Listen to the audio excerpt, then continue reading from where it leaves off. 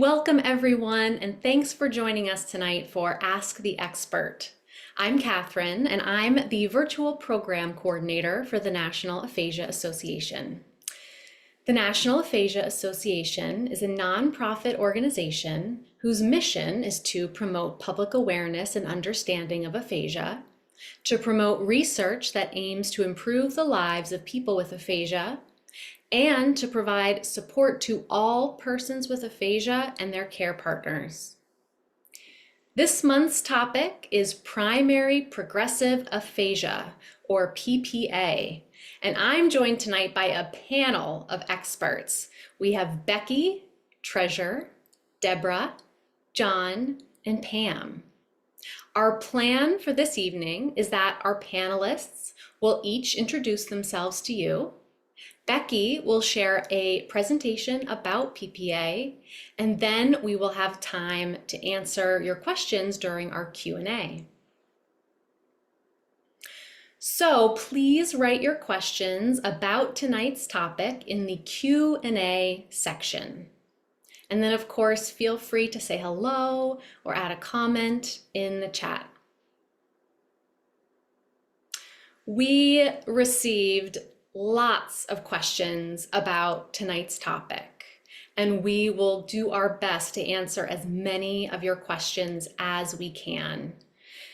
If we don't get to your question, or if you have another question about aphasia, please email the National Aphasia Association. You can use our answers@aphasia.org email, or we have one specifically for PPA, PPA@aphasia.org. So with that, I would like to turn it over to Becky. Becky is one of our experts. She's going to help facilitate tonight's webinar. She's also co-chair of the NAA's PPA task force. So Becky, thank you so much for joining us, and I'll turn it over to you. Absolutely. Well, thank you so much, everyone who is here with us today, everyone who might be watching this webinar in the future. We're so glad that you're here with us. And to all of you living with PPA, PPAOS, and your family members, a huge welcome to you. We are here and so looking forward to having this discussion tonight. So just a little bit about myself. I am Becky Khayum. I live in Chicago. I am a speech therapist, and I specialize in the area of primary progressive aphasia. And I've worked in research in PPA. I own a small therapy practice in Chicago. But I always say, people might call me a PPA expert, but I'm really not. I don't live with PPA. I learn 90% of what I know about PPA from all of the families and people that I've worked with who have PPA, and you sharing your just wisdom and resilience with me. So that's just a little bit about me. I'm going to introduce or pass it on to Dr. Treasyri Williams-Wood, our next facilitator. Thanks, Becky. I am so excited to be here with all of you tonight. I'm looking at this chat, and I see we have people from all over the world, Australia and Maryland and East Coast to West Coast. So welcome and thank you. My name is Dr. Treasyri Williams-Wood. I am also a speech language pathologist, and I'm also here in Chicago. I guess the best speech pathologists are in Chicago. I'm a little biased about that. I specialize in working with everything concerning the brain, especially primary progressive aphasia. And I just am so excited to be here with all of you and to hear your questions and to help support you on this journey.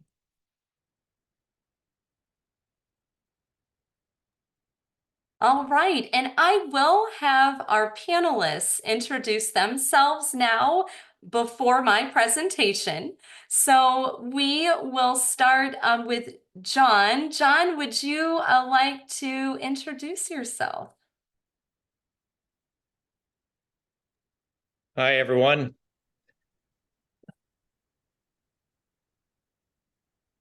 We're glad to have you here, John, Thank joining you. us tonight. Remind us, where are you joining us from? Oh, Vermont. Got our East Coast here. All right. Thanks so much, John. And we'll move on to Deborah. Thank you. Welcome. Hello, everyone. I live in Bowling Green, Kentucky, but the nice thing is that that state is very close to Tennessee. But previously, I lived in New England. And so I want you all to know that I was born in Massachusetts, and then I went to college in Rhode Island, and then I was hired by Yale New Haven Hospital in Connecticut. So the nice thing that all of us have done is we've been to different countries all over this, or different states all over. So yay. Did you want to know when I was when I got my aphasia or not? Sure. That was one of the Absolutely. questions. Hear Okay. anything you would like. Yes. Okay. So primary progressive aphasia for me was diagnosed in 2023, but reality is that it was probably all the way back to 2022. So I'm 3 years with aphasia. Okay. Absolutely. Well, thank you so much, Deborah. Anything else to add to that? Well, I just wanted to tell everybody that being online with all of you, and which we do maybe almost once a week or every other week, makes me happy. So maybe I got sad to have aphasia, but being with all of you all over the country because of what we have together makes me happy. So thank you. Thank you so much, Deborah. All right, and we'll move along to Pam. Welcome, Pam. Hello, everyone. My name is Pam Richmond, and I live in Maryland. I was diagnosed with primary progressive aphasia in the year 2022. However, I feel as though I've been living with it for the last 6 years because I wasn't officially diagnosed until 22 after seeing 6 different neurologists. So to get the diagnosis was a happy thing. I say that because at least I had a name to what I was suffering with. So the diagnosis made me happy in order for me to move forward with my life. Absolutely. Well, thank you so much, Pam, for sharing that with us. We're so glad to have you here as well with us tonight. And with that said, I will go ahead and move forward with a short presentation because I want to make sure that we have plenty of time to talk with our panelists, our PPA experts tonight.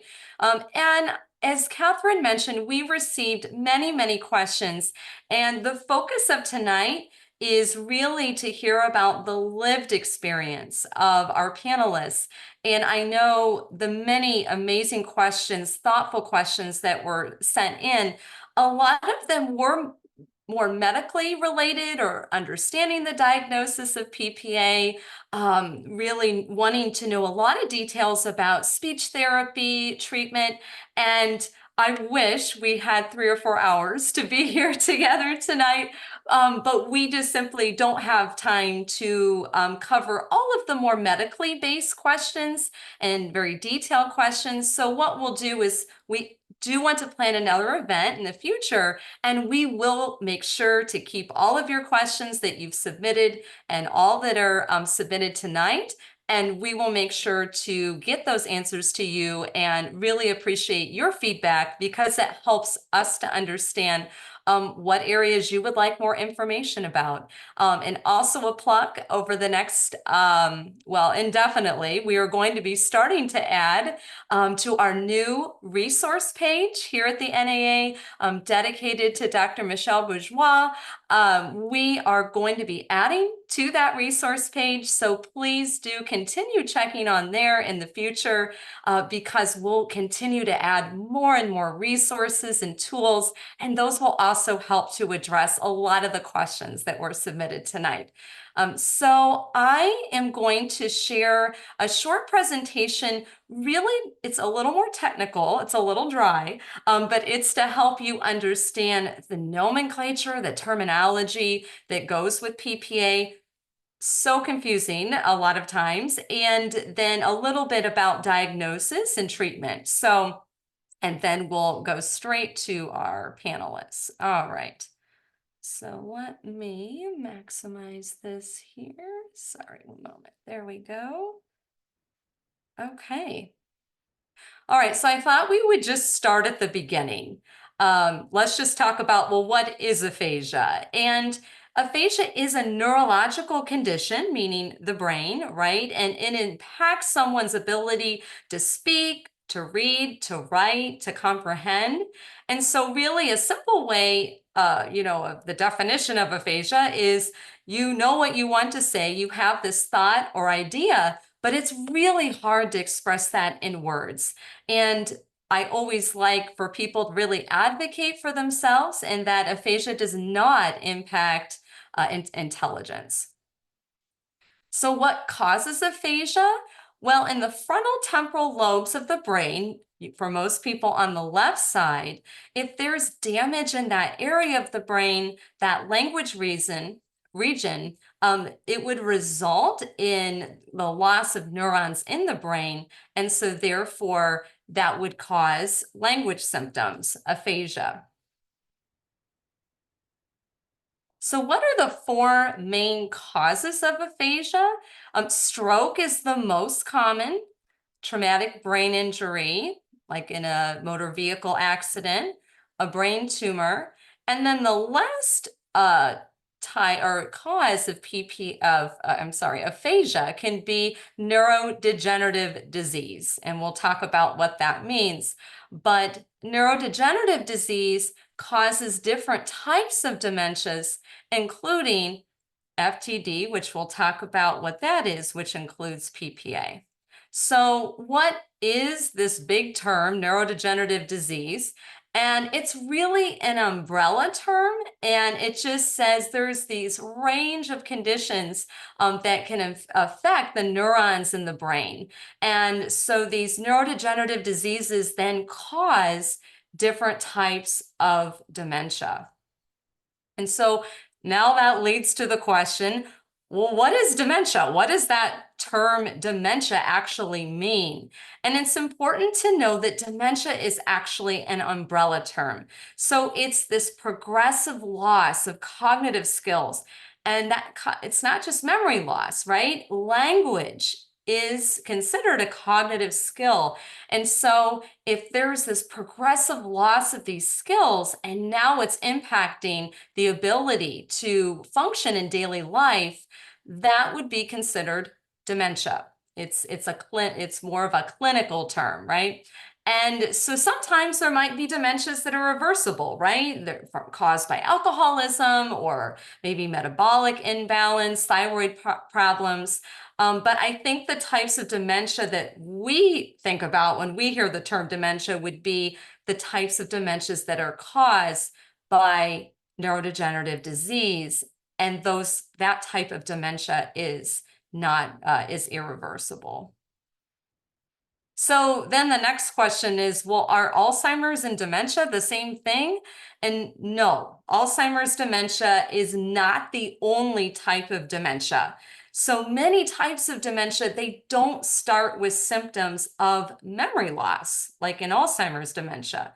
And I think this is confusing because Alzheimer's dementia is the most common type of dementia. So when you hear the word dementia, most people just think, oh, it's Alzheimer's. But there are many different types. And why is that? Well, because that neurodegenerative disease can start in different regions of the brain. And so whatever region of the brain it starts in, if it starts in the memory, center, there will be memory loss. If it starts in the language center, there will be aphasia, language loss. And so different types of dementias, maybe it'll start with language challenges, personality changes, visual changes, or movement challenges. So what are the four most common types of dementias? And so as we talked about, Alzheimer's dementia, that memory loss, is the most common.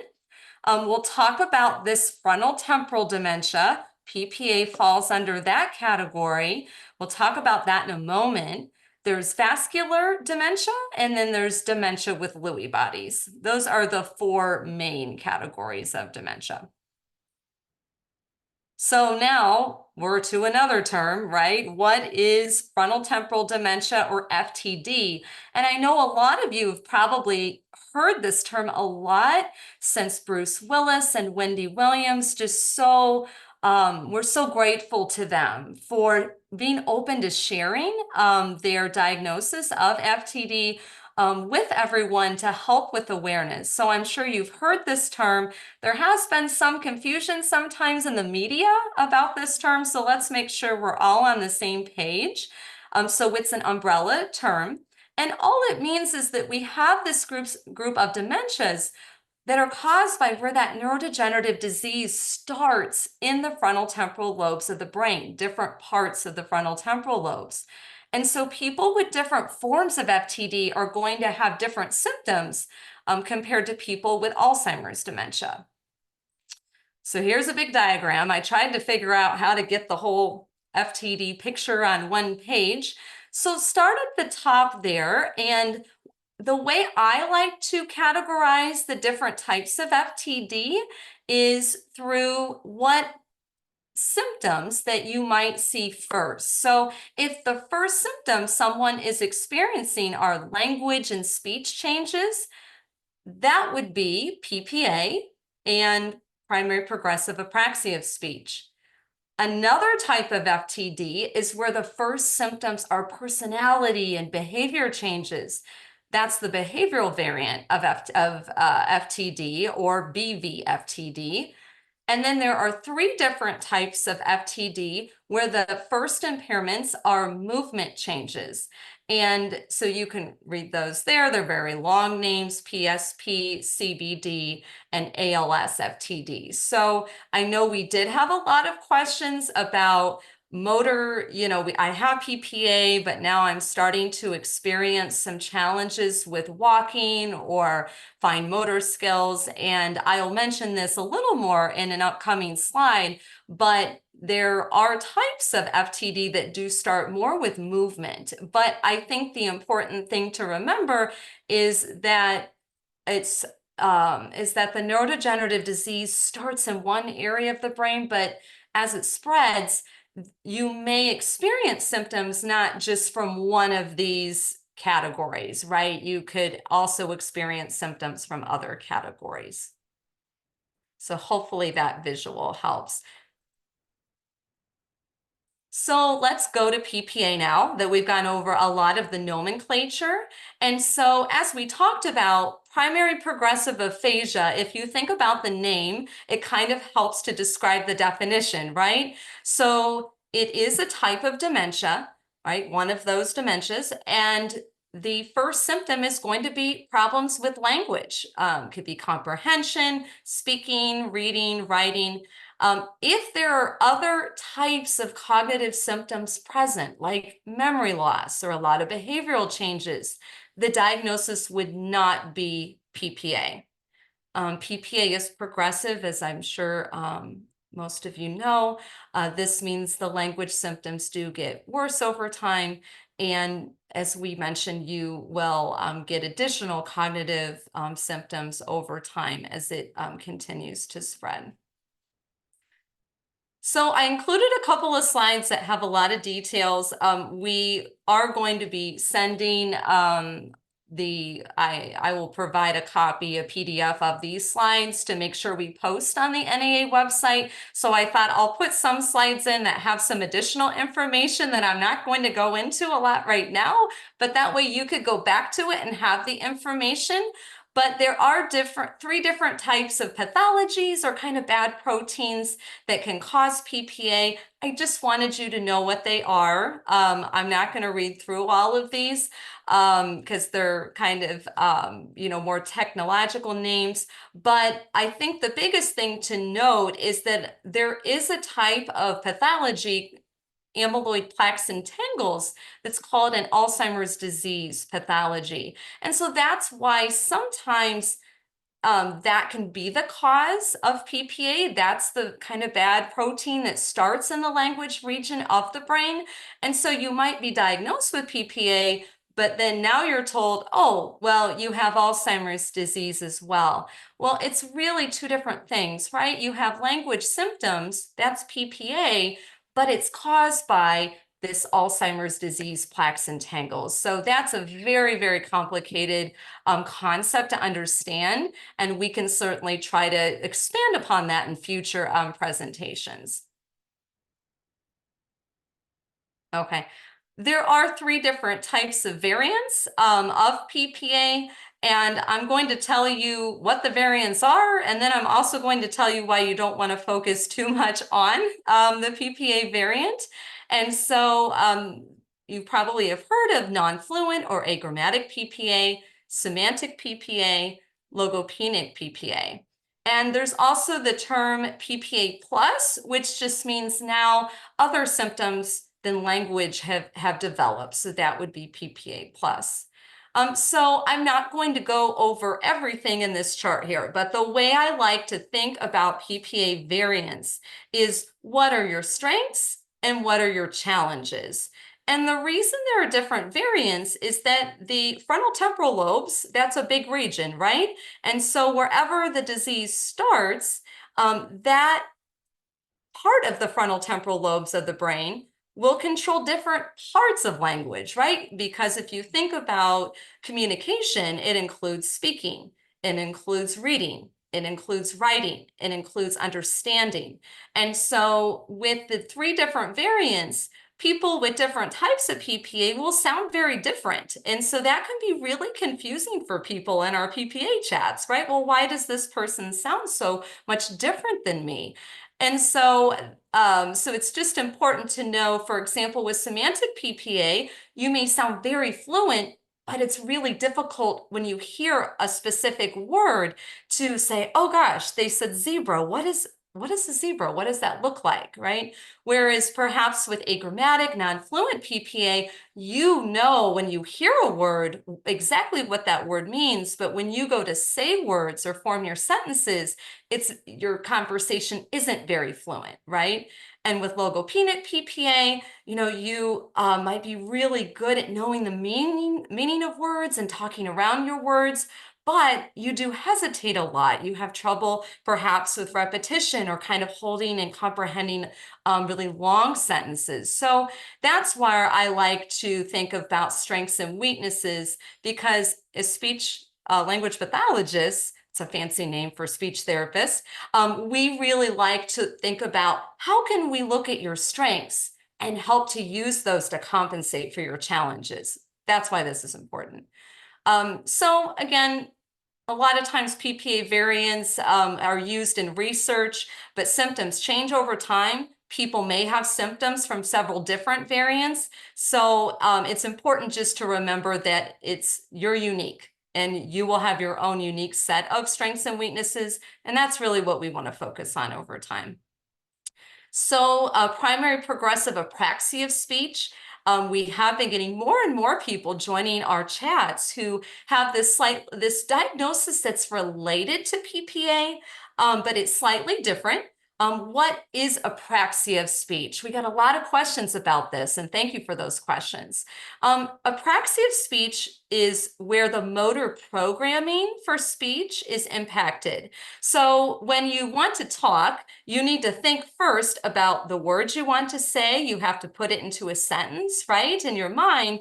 But when you go to say the words, someone with apraxia of speech, they know exactly what they want to say. They have the word, but then it's difficult for the brain to sequence the motor movements for that word. So that's why people who have primary progressive apraxia of speech, it's that apraxia, that's that primary symptom, the first symptom, and that gets worse over time. Initially, people with PPAOS don't have aphasia, which is not being able to retrieve the word right in the first place. So So I know we got a lot of questions about the progression of symptoms.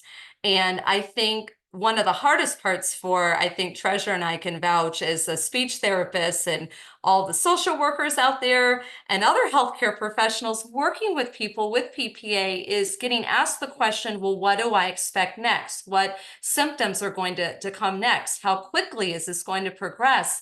And there is so much research right now in this area because we need answers, and we don't have all of those answers, which is why more research is needed. So there is a lot of variability for each person in terms of what new symptoms may emerge and how quickly things will progress. And so a lot of other times people say, well, what's the life expectancy? Because that's so important for families to know and plan.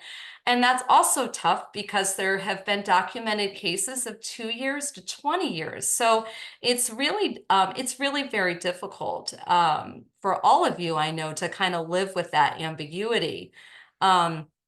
So I think it's important to know, just as I've mentioned before, this is kind of a summary slide, that no matter what other symptoms arise, that initial diagnosis will stay PPA. It's not going to turn into Alzheimer's, right? That whatever you were diagnosed with in the beginning, it will stay, even as the emergence of new symptoms.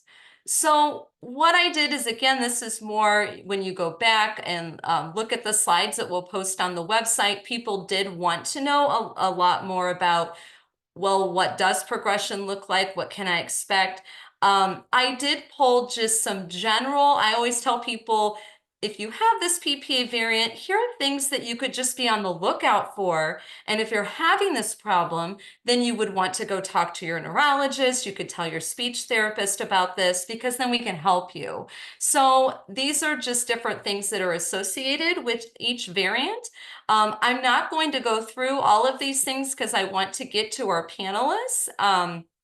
So these are more, with the semantic, that we talked about, just with losing the meaning of words, whereas non-fluent PPA, different motor symptoms can develop over time, and logopenic PPA, speaking gets more challenging, but also some visuospatial, visual processing challenges.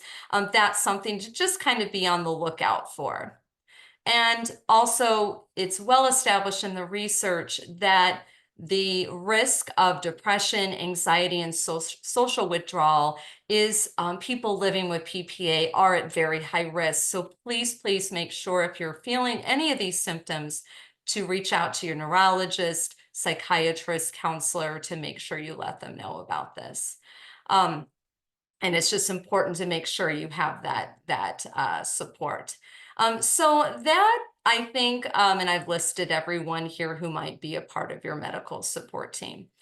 So the other slides that I've included in this presentation, that we are going to be posting the slides online. You will get that email, in our newsletter, our PPA newsletter. But just so you know, the other information that I did include that a lot of people asked about is, how is PPA diagnosed? So I go through, we have our behavioral neurology evaluation, neuropsychological evaluation. I have a slide about the different types of the imaging and the testing to look at the brain, to kind of test for what kind of pathology it might be, to really help diagnose PPA, kind of what that process might look like.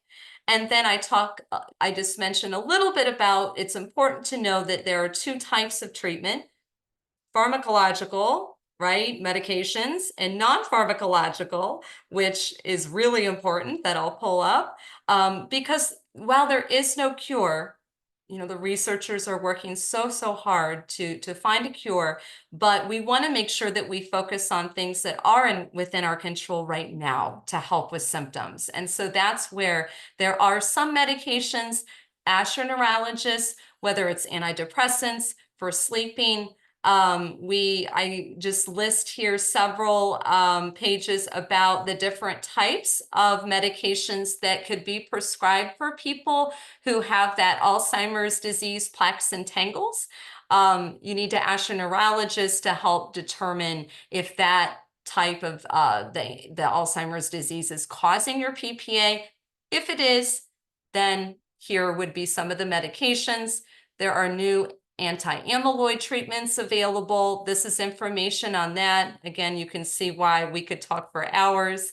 But I think what we are going to focus on as we're talking with our panelists, I think is focusing more on really, okay, what can we do? Not medication-wise, what can we do with just staying active and staying social, and how can we use social workers, speech therapists, occupational therapists, and many other types of supports to help navigate the very difficult road of PPA. So, and I included one slide about transcranial direct current stimulation. I know we had a lot of questions about this. This is a whole nother presentation in itself, and we do know some experts in this area, some research experts, so I just wanted to make sure that I put that slide in so everyone knows we got those questions, and we'll make sure that we get more information about this type of treatment to you in the future. So with that said, let me stop sharing here. All right, and I will hand it over to Treasure. Would you like to kick us off here with our panel? So with all of that being said, I know that was a lot of information. Let's just process and talk about that just from hearing from our folks with PPA. The first question that I have is how were you diagnosed with PPA, and was it a long process? How were you diagnosed with PPA, and was it a long process for and Pam? Okay. It was a very long process for me. I saw several neurologists. One told me that I was having brain seizures, which put me on medication that made me have more issues. So I went to another neurologist that took me off medication. The next one told me that I was depressed. So that was causing my symptom. So I moved on to another neurologist because I was not willing to take medication for depression because I knew something was wrong with me. I just didn't know. So the third neurologist took me through an MRI, CT scan, balance, because I was bumping into things. I would get lost driving, but he couldn't figure it out. So my audiologist sent me to another neurologist. And that was the first doctor that told me, he said, I don't know what's wrong with you. He said, but we're going to figure it out. So he sent me to Dance, which is a speech clinic. And she gave me a battery of tests. And she said, I'm not sure what's wrong with you. She said, but I think this is what's wrong with you. She said, let me give you some more tests. So she gave me some additional tests. And she said, I know you don't want to see another neurologist, but you have to. So she sent me to Dr. Hillis, which is a specialist at Johns Hopkins in PPA. I went through a battery of tests with her, and she diagnosed me with PPA. At that point, I was ecstatic because I knew that there was nothing wrong with me. I just didn't know what was causing the symptoms that I had.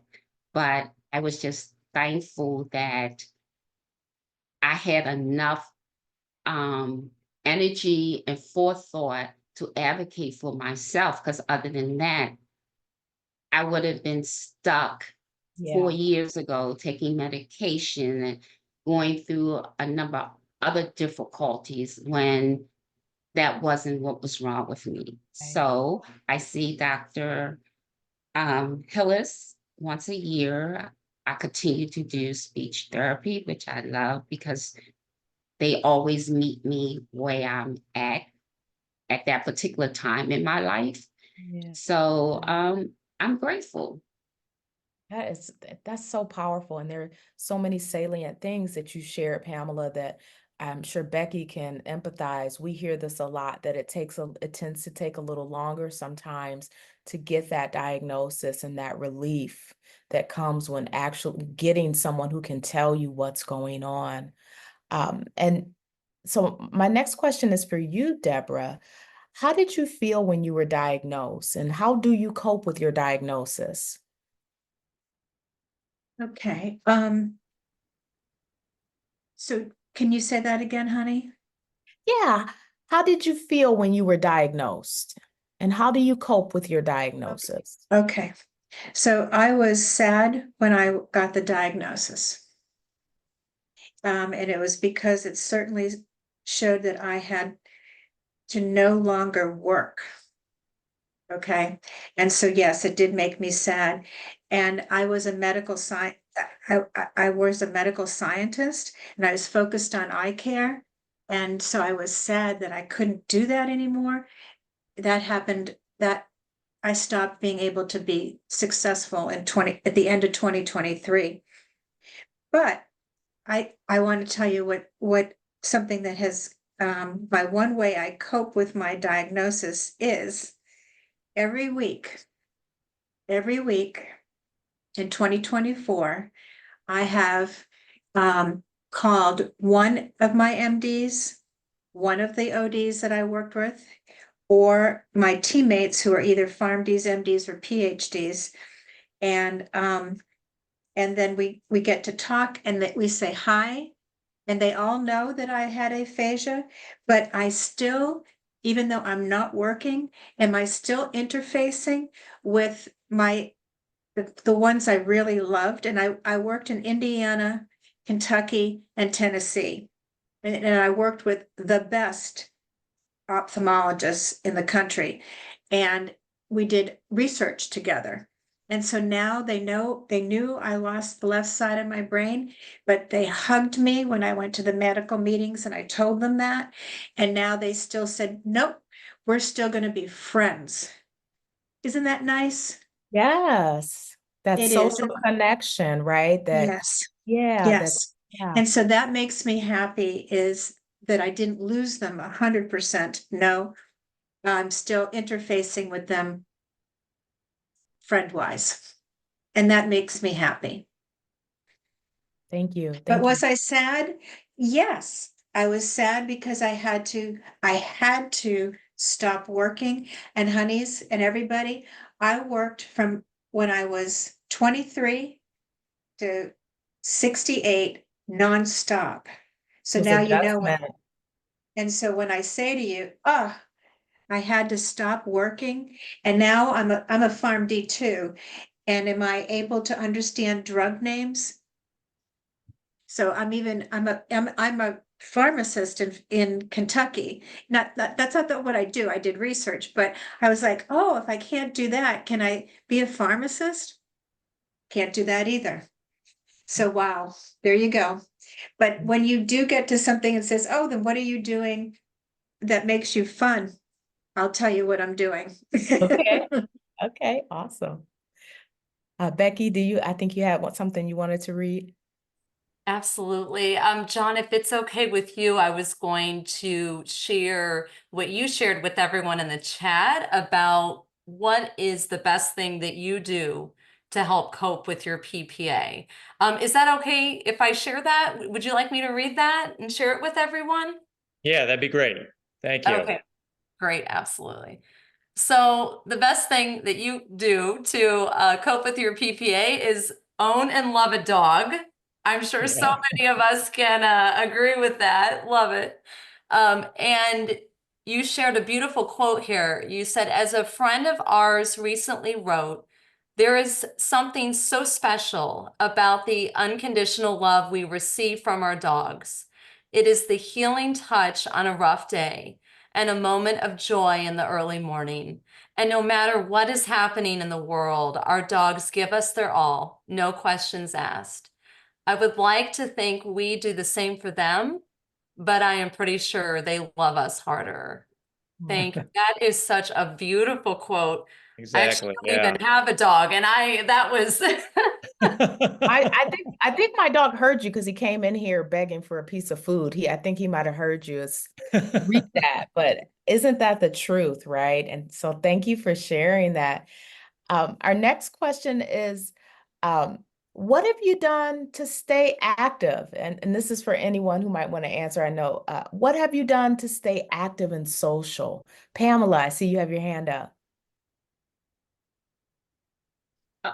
Well, what I do is I'm very social. I have a religious community that I interact with every week. Um, I work part-time with people with intellectual disabilities, young adults. I use my voice a lot because Dr. Hillis told me the more that I speak, possibly the longer I will have my voice. But I also recognize my voice is the most powerful thing that I have. Because when your voice goes silent, people have a way of determining things. Because even when I share with doctors what my condition is, they will say some things to me, and when I just rephrase it, they will say, no, or yes, but remember you have this. I remember everything. One thing I do know is that I understand. And when I don't understand, I have several people in my family, friends that I can call. So if you think I'm confused, then we can address it with them. But for the most part, I noticed that once they recognize that I'm not intimidated, I'm not afraid, then it's okay.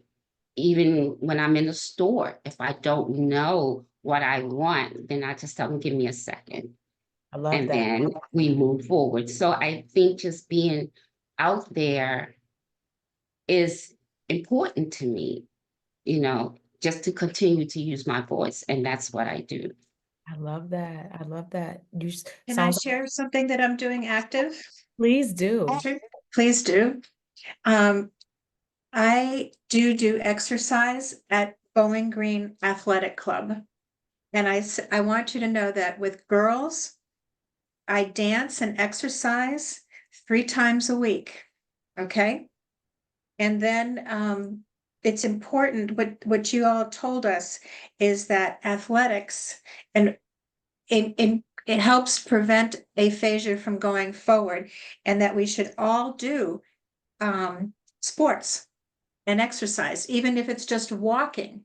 Okay, so that makes me happy when I go and I dance and exercise with 20 girls with music. Oh, I wanted to tell you, if they put music, yay! So we get to. It's wonderful, wonderful event. And then the other thing that I do is that's new is that, and that I found out that I can do is I can sing. So I go to church and so what the church said is they like to have people that can sing. And so on a Thursday night, which they're doing now, but I told them I couldn't go tonight, for 2 hours every Thursday, they teach us, these are the songs we're going to sing on church on Sunday.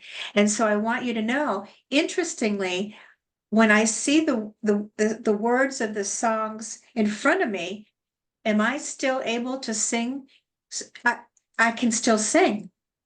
And I know how to get to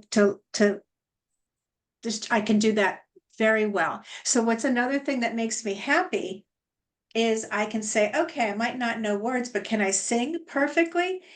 Yes. Do I connect with God because I do this? Yes. And so I wanted just you guys to know is what other 2 activities that I do that makes me happy is dancing and exercise and singing. So there you go. And I also play piano. That is There you go. incredible. You just mentioned 2 major things that we see in the research as being wonderful for the brain. We It know is wonderful for the brain. Yes. exercise, especially with PPA, we know that exercise and socialization are wonderful for brain health. So getting that exercise, and then music and music therapy can also be a powerful, powerful tool for your brain. So you are really rocking and rolling. That was so wonderful. Thank you. You want to ask the next question? Absolutely. And if it's okay, I'm going to skip down to the speech therapy questions because I know we had a lot of questions about speech therapy. And I thought, you know what, let's ask our panelists, have you seen a speech therapist? And was it helpful? Or what kinds of things did you work on?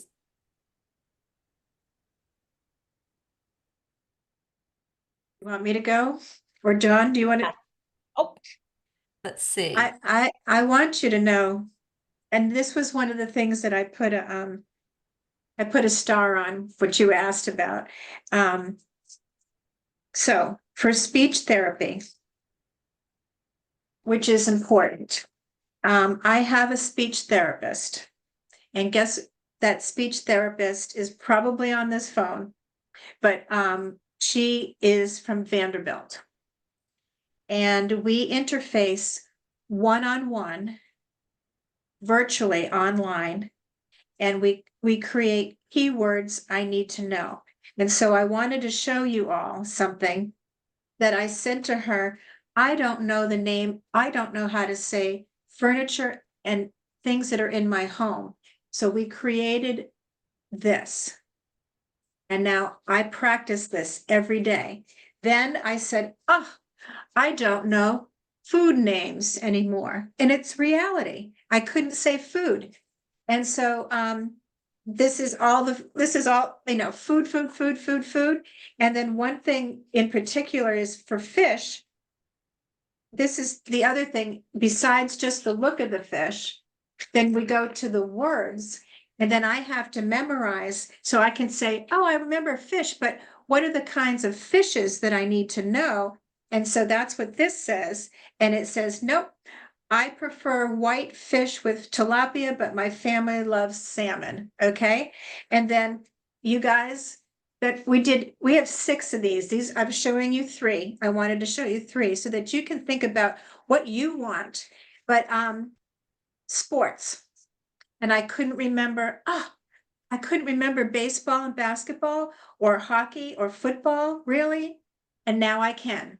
And that's what we do. She does the images for me. She does this, and then she sends it to me, and I print it. And I want you guys to know, I practice these every day. And now I know 70% of my words now that I need to know. Yay. And so there's many things that you can do, but that is perfect. And there it is. what a great story. Thank you for sharing that. Pam, you had your hand up. Are you in speech therapy? Did you have something to add? Yes, I attend speech therapy basically once a month. There are a lot of words sometimes that I can't remember, but for the most part, he teaches me how to say if there's a simple word that I can't remember, see if something else has the same meaning. So a lot of times I'm able to do that. If I go to the store to make grocery, where I make up a rhyme in order to make my grocery list. For directions and things, right now, everything is somewhat stable, but what I do is like I have this app that sometimes I need to maybe send you a message, and I maybe don't know exactly what to say, but it's an IA app, and I just say, okay, I want to send Dr. So and so a message about this, and it creates a paragraph for me. Then I can critique it any way that I want. I also, one time, I got a little bit confused about where I was at. So my girlfriend created, I don't know if it's a QR code, and you just scan it with your phone, and it tells you my name, my address, my husband, anybody that you need to get in contact. So if I can't speak, it will, you can just Yeah. QR and How things cool. like that. So a lot of things that I like that he shares with me are things that I'm going through at the time, because it's not always consistent. Some things vary from month to month. As I asked the neurologist, can PPA, the different types of PPA, kind of collide together? She wasn't too sure about that, but when I first joined this chat, one neurologist said that it can. So when things start happening, I write them down and I present it to him. And then we come up with strategies that I need in order to help me to function that works best for me. So I enjoy the session because there's so much I have learned, from him, just based upon my need as an individual. I love that. That was what a powerful story. Thank you for sharing that. See, actually, Treasure, I'll read, John, I know you mentioned in the chat here, let me just share this regarding what you do to stay active, to stay engaged, and you say you use your creative right side of your brain. I love this. You've built 3 barns, a new house, Yep. and drawing plans. And I know you've shared pictures of some of this with me, and I have been beyond impressed. And then if it's okay, I'll share what your son, Tucker, wrote about you. And he says, John is a master builder and an expert skier, plus the best father, grandfather, and husband in the world. His PPA is not holding him back from enjoying our family. So, Exactly. Yes. Oh, Tucker is oh, Tucker, oh my gosh, I'm sorry, Tucker. Okay. There's my word retrieval problem. I'm sorry about that, Tucker. All right, thank you so much. Well, and those are just such beautiful words. Thank you so much to both of you, just for sharing that with everyone here. Right. Let's see here. I know we have about 5 minutes left, so I know a lot of people did have questions about technology and communication. And so I think, Treasure, we could end with that question if that sounds good to you. And so certainly there are many, many apps and devices that can help with communication. And it's really important to not just say, well, okay, what would you recommend? See a speech therapist, and they can work with you to figure out, is there an app that would help? Is there a way, like for Deborah, to print out pictures? Is a device, helpful? So that's really important to remember. But let me ask our panelists here, do you use technology like apps or a device to help you speak or to pull up your words?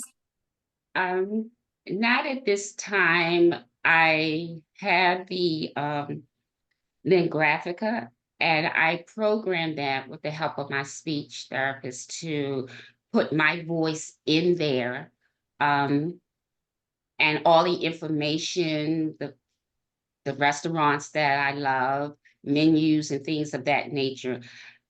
It's there for me in the event that one day I just can't really speak clearly. But for right now, I don't. I do use, like I say, my phone a lot when I can't remember how to spell a word or things of that nature. I have the dictionary on my phone. Mhm. I have the IA app. So if I want to send you a message and I can get bits and pieces, but can't get all of it, and then it'll create something, and then I'll rewrite it myself.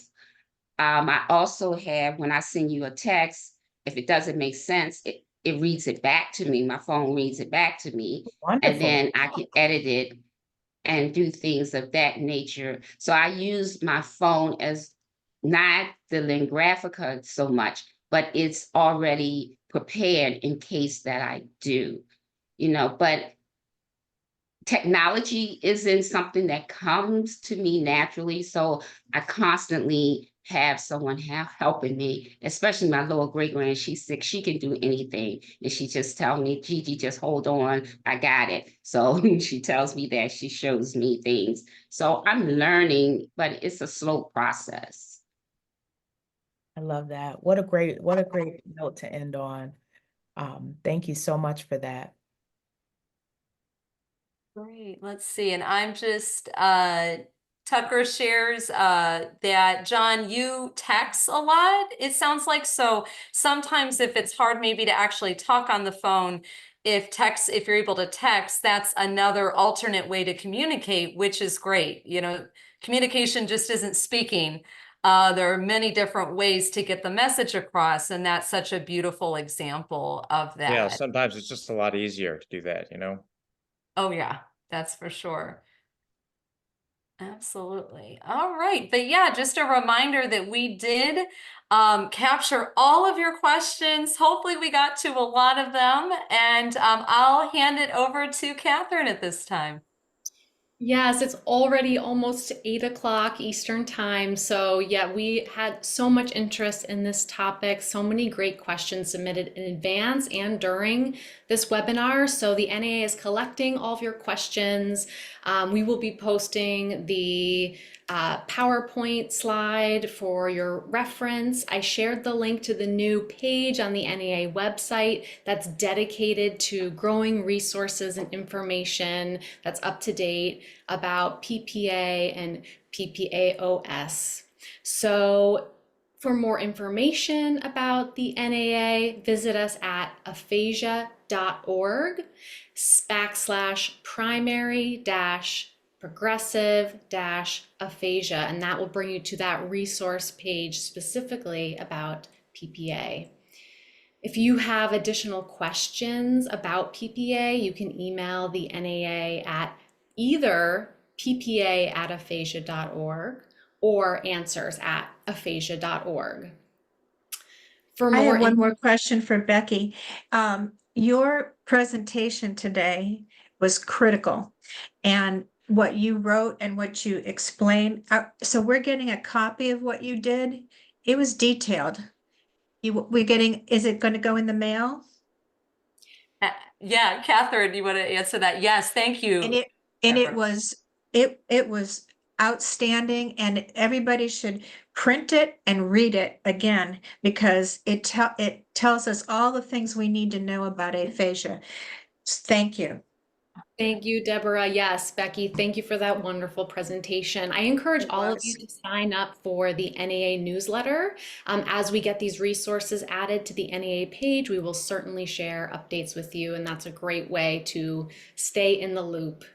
I wanted to let you know that we have our plan for next month's Ask the Expert. It will be Thursday, October 3rd, and our topic's going to be all about voting, just in time for the upcoming presidential election. So be sure to join us for that. And since it's 8 o'clock, I just want to take a moment again to thank our facilitators, Becky and Treasure. Thank you so much for helping lead this Q&A, and a huge thank you to our panelists, John, Deborah, and Pam. You had lots of shout outs in the chat throughout the webinar. Everyone really appreciates hearing your stories, so thank you so much for sharing your expert experience with us all. So with that, we have come to the end of our everyone. Thank you all. Take care, Thank everyone. you. Bye, everyone. God Bye, bless everyone. you. Thank you. Bye-bye. Bye.